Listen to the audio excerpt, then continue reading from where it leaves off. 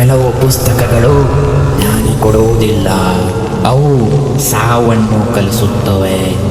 ಈ ಮಂತ್ರಗಳು ದೇವರಿಗೆ ಅಲ್ಲ.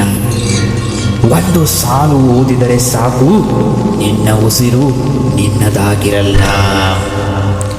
ನಾವು ಕರೆಯಲಿಲ್ಲ ಅಂದುಕೊಂಡೆವು, ಆದರೆ ಅದು ಈಗಾಗಲೇ ಬರುತ್ತಿದೆ.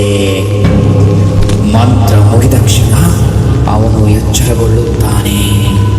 ಅವನು ನೋಡ್ತಿದ್ದಾನೆ.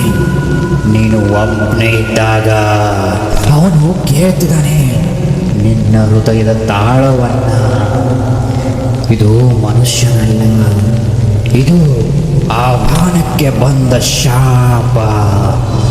ಒಮ್ಮೆ ಕರೆದರೆ ಅದು ಬಿಡೋದಿಲ್ಲ. ಈ ಕಥೆಯಲ್ಲಿ ಯಾರು ಉಳಿದಿಲ್ಲ. ನೀನು ಭಯಪಡ್ತಿದೀಯಾ?